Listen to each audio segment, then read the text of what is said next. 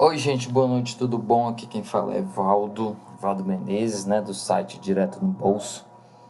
E olha só, eu estou iniciando esse projeto, que na verdade é uma análise que eu vou fazer de algumas empresas que são listadas na Bolsa de Valores do Brasil, para estimular você a conhecer esse mercado, para te incentivar e demonstrar que não se trata de um bicho de sete cabeças, investir no mercado de capitais, né? Em valores mobiliários, já utilizando aqui um termo mais técnico. E para isso eu escolhi o setor de tecnologia. E eu quero começar apresentando a vocês uma empresa que, na minha opinião, ela é muito eficiente, a gestão dela é muito inteligente e, como vocês vão ver nesse vídeo, não é à toa que ela tem uma participação significativa no mercado, por mérito mesmo assim da gestão.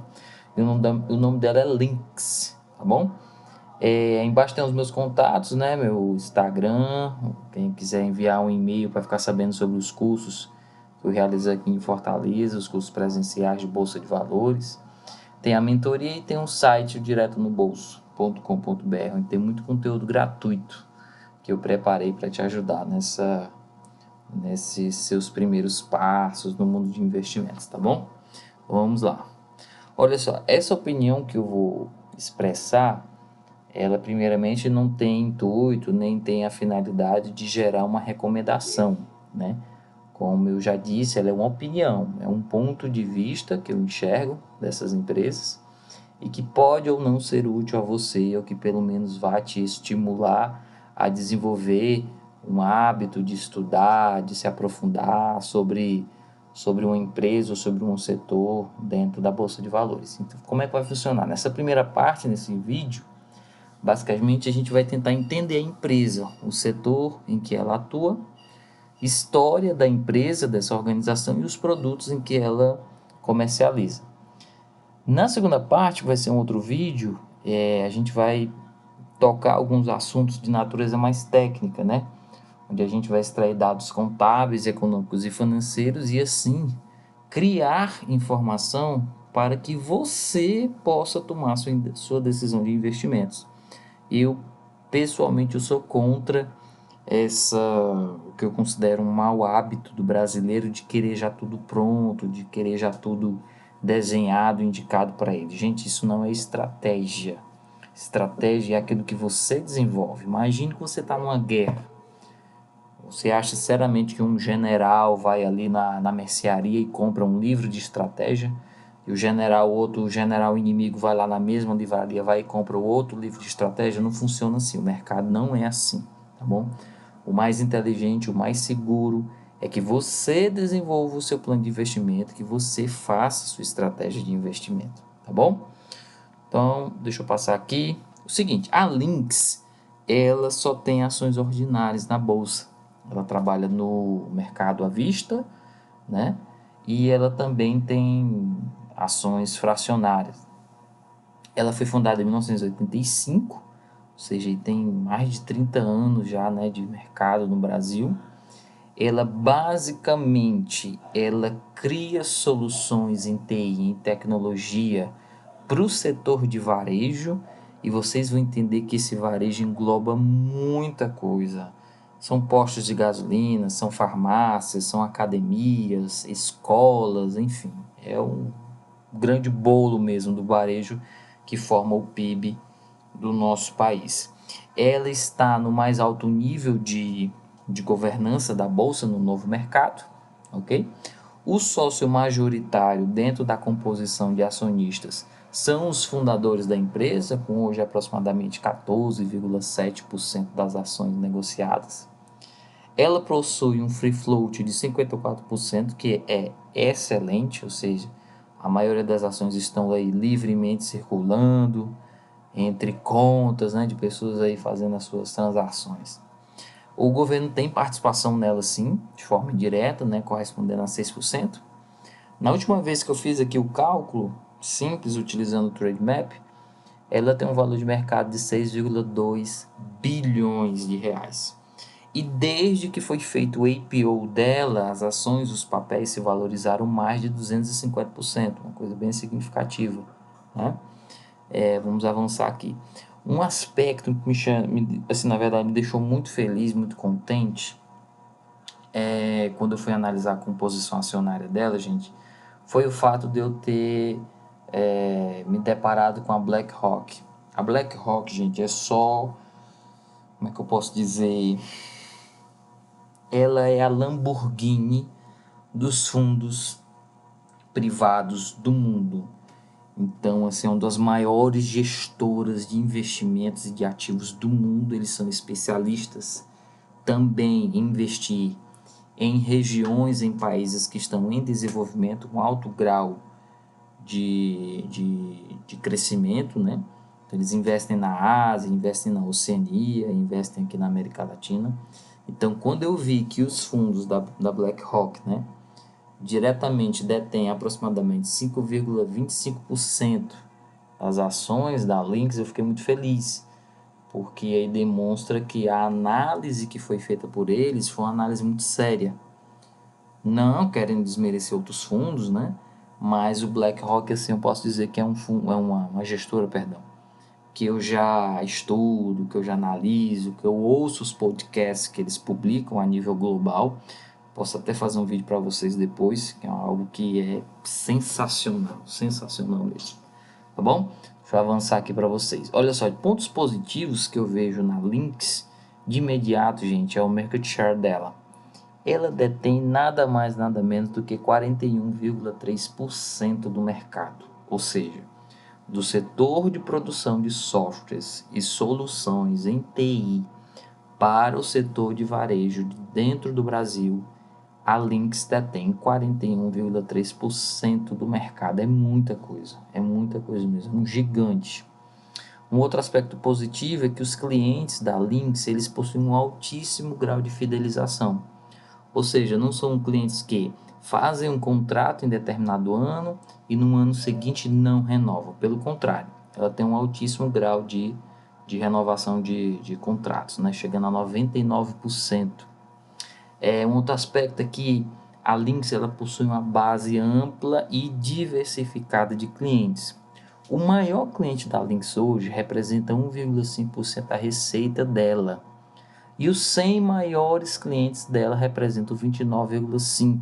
Ou seja, é bem diversificado. Se um cliente ou outro, porventura, por um motivo bem estranho ou diverso, rescinda o contrato com a Lynx, o peso nas receitas da Lynx não é tão avassalador como ocorre em alguns setores, em que a empresa ela basicamente fica refém de um punhado de clientes, tá bom? Um outro aspecto que eu achei muito interessante, isso a gente vai ver com calma no outro vídeo, que é o baixíssimo endividamento da empresa em relação aos ativos dela e as receitas, né? Outro ponto positivo é a questão da estrutura leve. Então ela possui, gente, um fluxo de um processo em que ela consegue mudar de estratégias muito rápido. Então ela é meio que uma empresa enxuta, uma empresa que consegue aplicar várias frentes de trabalho para o mesmo problema, né?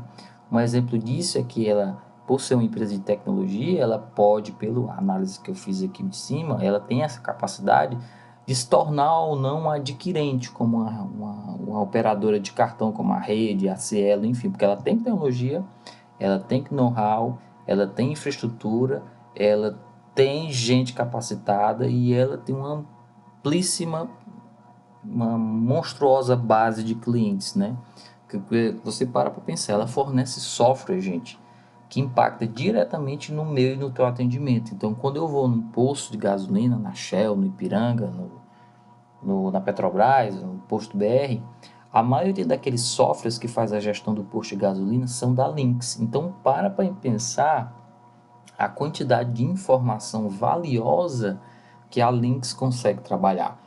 Quantidade de pessoas que abastecem, ticket médio, quantos clientes voltam para aquele posto, qual o tipo de produto que eles mais compram, gasolina aditivada ou gasolina não aditivada, enfim, isso só no setor de postos de combustíveis. Agora imagine tudo o mais que ela oferece solução, né? Um outro ponto positivo que eu vi dela foi a questão da estrutura de custos, porque ela consegue entregar um produto para o seu cliente final, mantendo uma estrutura de custos baixa, né? O que permite que ela, em determinados momentos, se a gestão achar interessante, que ela se lance a desafios em que seja necessário aumentar muito os custos, né? A se alavancar, principalmente em projetos novos. Outro ponto que eu achei interessante pontuar, que eu vi numa videoconferência, é que eles conseguem, gente, quando eles um dos clientes deles faz uma venda no cartão de crédito, eles conseguem trabalhar bem a questão da antecipação do cartão. Eles, inclusive, têm como se fosse uma vantagem que funciona da seguinte forma: as vendas feitas até o meio-dia, se o cliente solicita antecipação, ele recebe no mesmo dia. É claro, só para os clientes da Lynx e em determinadas situações. Ou seja, se ela conseguir, né, se for do interesse dela, virar um adquirente, concorrer de frente aí com uma rede, com a Cielo, poxa, isso aí é fenomenal. Porque nessas outras empresas, o que eles fazem é o seguinte: você vende no débito ou no crédito, você tem no mínimo 24 horas para poder receber seu recurso, né? O vendedor, o lojista, né? E eles conseguem essa coisa formidável de fez uma venda até meio-dia, recebe a venda no mesmo dia. Pontos negativos, né? Por ser uma empresa de tecnologia, e aí os gastos de infraestrutura são altíssimos, principalmente no Brasil, que a gente tem um custo de tecnologia ainda alto, a nossa internet ainda é alta, a nossa infraestrutura ainda é cara em alguns pontos. Agora que a gente está começando a falar em 5G, 4G, até um dia desse era coisa difícil no Brasil.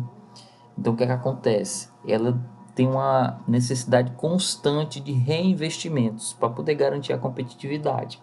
E nesse setor, gente, o cliente final ele é muito sensível à qualidade do produto. Então, se ela falha, o sistema cai, ela não consegue atender uma demanda específica de um cliente, tem 3, 4, 5 outras empresas menores ali na região, a nível municipal, estadual, loucas para pegar aquele cliente. Então, por ela ser muito grande, ao mesmo tempo em que ela tem que ser robusta, o Brasil inteiro, atender o Brasil inteiro, ela tem que ser muito, às vezes, personalística. Ela tem que atender a demanda daquele cliente, daquele município ali do estado de São Paulo, do estado de Minas ou da região Nordeste, entendeu? Outro aspecto, os gastos de pesquisa e desenvolvimento de software é muito caro e possui, às vezes não, na maioria dos casos, um prazo alongado para retorno dos investimentos. Então, quando um projeto está sendo desenvolvido, você gasta muitas horas para construção de código, análise e desenvolvimento de requisitos, testes, licenças, enfim, para que só depois de algum tempo aquele produto se torne um ativo e se tornando um ativo, se torna um item, né, a ser comercializado. Segundo, um item que é conhecido pelo público e, enfim, que é aceito pelo público. Aí sim você vê os investimentos que foram feitos sendo retornados para o caixa da empresa, né? Outro aspecto negativo da empresa é que as despesas operacionais dela são altíssimas, né? Se para pensar no setor desse de tecnologia que, como eu já disse, ela é robusta, mas ela também tem que entregar algumas soluções mais personalizadas. Então não tem como, vai precisar de um programador, de um engenheiro de software, de um arquiteto de sistemas que entenda a necessidade de grupos menores de clientes para poder satisfazer a vontade do cliente. Porque ou você satisfaz a vontade do cliente ou o cliente não quer nem saber. Ele troca de sistema, ele vai para outra solução. Entendeu? Deixa eu passar aqui. O principal risco que eu enxerguei de imediato nesse setor foi a questão do fato dela ser do setor varejista, né?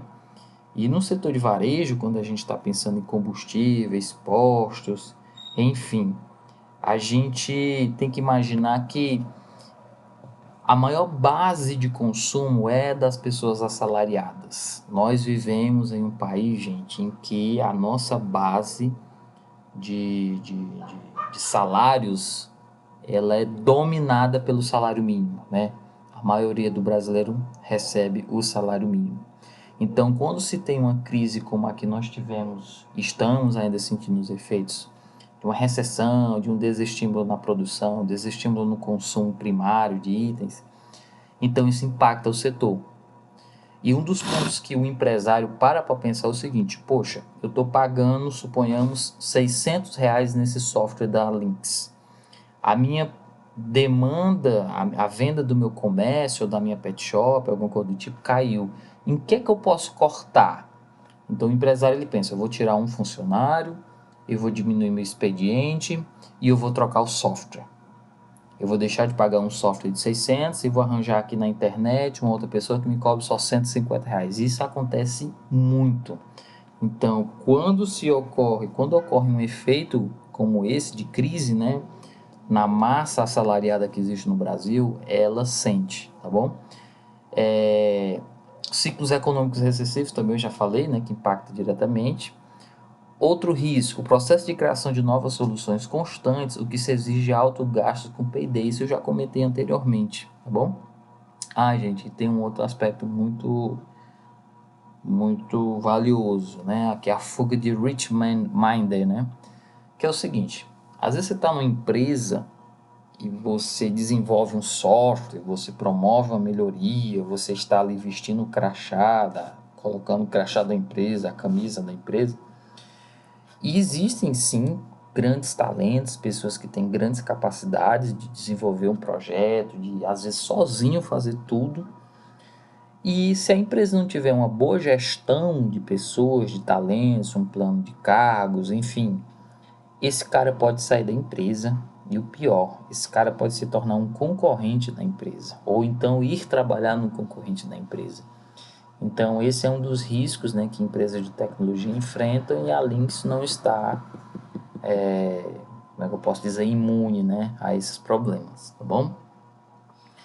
Assim, esse slide aqui eu vou comentar mais e vou utilizar mais ele também na outra parte do vídeo que eu vou lançar para vocês depois. Mas pelo que eu vi analisando os balanços, é o seguinte: ela realmente teve um histórico de crescimento em rentabilidade considerável nos últimos anos, né?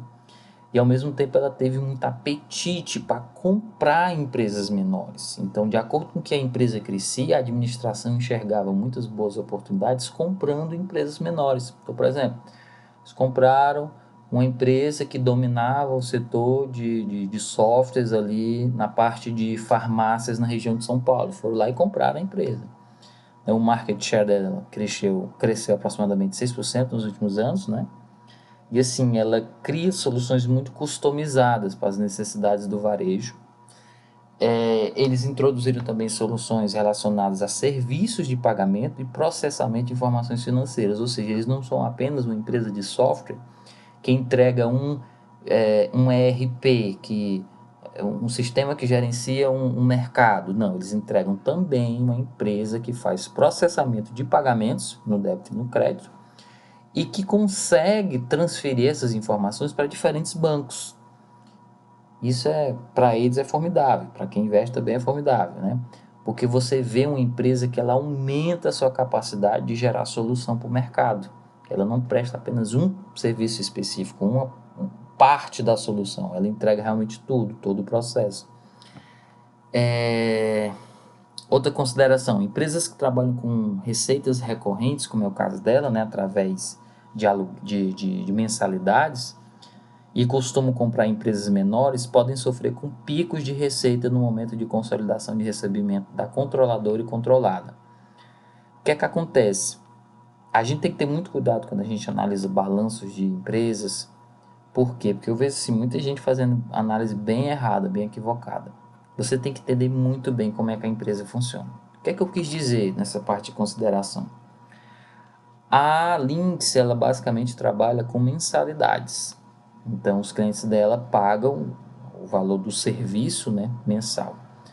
Agora, ocorre em determinados momentos que quando ela adquire uma empresa, essa outra empresa tenha um fluxo de recebimentos diferente.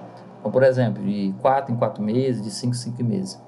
Então, quando a gente olha o balanço das duas empresas, o valor consolidado da controladora e da controlada, a gente pensa, poxa, no mês de janeiro o crescimento, o valor da receita foi 100, no mês de fevereiro foi 30, no mês de março foi 20 e no mês de abril foi 120. Poxa, a empresa está sendo ineficiente? Não, é só um descasamento do fluxo da receita recorrente, da empresa controladora com a empresa controlada. Tá bom? Esse aqui é só um aspecto. Aqui são exemplos de empresas que eles adquiriram aí nos últimos anos, né? Vocês podem ver aqui no lado direito tem empresas de postos de gasolina, varejo de serviço, mais postos de gasolina, lojas de conveniência, food service, enfim. Todas essas informações eu extraí do site da empresa, tá bom? E era isso, eu vou agora mostrar para vocês um pouco do site, tá bom? Não quero que o vídeo fique muito longo e eu vou mostrar aqui para vocês rapidinho. Deixa eu entrar aqui, pronto. Deixa eu ver. Aqui a links, né? Uma sugestão que eu faço a vocês que estão estudando uma empresa vai no site da empresa e procure entender as soluções, os produtos, os serviços que ela entrega. Porque assim, gente, você entende realmente qual é a participação daquela empresa no mercado. No setor de segmentos, para vocês terem ideia, olhe só tudo em que ela é capaz de atender a demanda do mercado. Setor automotivo, food service, livraria, óticas, joalherias, materiais de construção, postos de gasolina, farmácias. Eles criam também portais de e-commerce, enfim, é bem abrangente mesmo. Tem nada concentrado aqui, né? Eu queria mostrar aqui para vocês também um pouco na parte do que é a Lynx, né? Ela abriu o capital dela em 2013 e ela foi a primeira empresa a ser listada na bolsa de Nova York, né?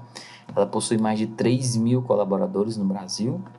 Ela tem 16 escritórios, ela está presente em 4 países da América Latina e tem clientes em 16 países. Isso é muito bacana, isso é muito interessante. Quer dizer, não é uma empresa local, uma empresa restrita aqui ao público interno, tá bom? Isso aqui eu vou pular, eu peço que vocês façam uma leitura atenta quanto à história da empresa. Mas uma empresa que basicamente se iniciou em São Paulo e o foco inicial dela, gente, foi trabalhar com o setor têxtil, né? Ela foi desenhada assim no início para atender aí as demandas de empresas do setor de vestuário e foi crescendo, entregando solução sempre eficiente, tá bom? E aqui alguns clientes, só para vocês terem ideia de quem é que são clientes dela. Marcas grandes, a Bobô, Aramis, Animalia, Audi. Às vezes que você vê uma concessionária da Audi, os sistemas que são usados internamente para a gestão de clientes, fazer as vendas, são da Lynx. Vamos pegar aqui, que dispensa comentários, o Burger King também, outra empresa de automóveis, a Chili Beans, a Calvin Klein, quer dizer, são empresas, a Dell, são empresas consolidadas que têm marcas às vezes globais e que utilizam os sistemas dela para fazer vendas, gerir clientes, gerir pagamentos, enfim. É uma empresa que tem, na minha opinião, muita bala na agulha, que atua em diferentes setores, que entende muito do mercado. Vestuário, alimentos, enfim, é uma empresa que tem muita expertise naquilo que faz, tá bom? Deixa eu mostrar aqui a parte de matriz e clientes. A matriz fica em São Paulo e a gente tem filiais, né, como se fossem escritórios em algumas cidades do Brasil. Eles têm isso também, gente, para prestar suporte na questão de franchising, que seriam, como é que chama? Esqueci agora o nome. Franquias. Então você pode se tornar um franqueado deles, por exemplo, aqui em Fortaleza, eu posso me tornar um franqueado, custa aproximadamente R$ 15.000, e eu passo a comercializar os softwares dele. Então, por exemplo, eu estou aqui em Fortaleza, montei um escritório, fiz o treinamento, enfim, fiquei habilitado, montei uma equipe. Então, eu vou ali na região da Aldeota e faço a abordagem de alguns postos de gasolina que não utilizem ainda a Lynx. Então, eu ofereço, mostro o sistema, o cliente aceita, eu faço a instalação e parte da receita que o cliente vai pagar para a Lynx, né, por estar utilizando o software, retorna para mim. Eu achei isso muito interessante. Eles trabalham com franquias, né? Aqui é a parte de franquias.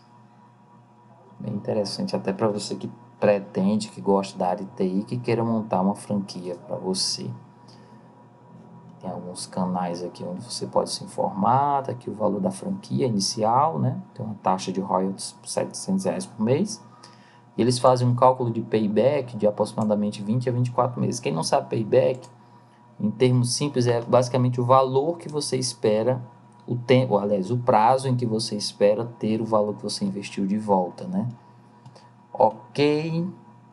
Deixa eu voltar aqui, ver se tem algo mais bacana. Não. Eu vou me reservar para a segunda parte do vídeo, tá bom, gente? Então, isso é a Lynx. Gostei muito da empresa, achei ela muito... Tá no novo mercado, como eu disse, então tem altíssimo nível aí de governança corporativa. Espero aí que vocês tenham gostado do vídeo, tá bom? Abraço e tudo de bom para vocês. Curte, comenta, compartilha, marca, envia um pouco as suas dúvidas aí para o nosso canal aqui. Tchau, abraço.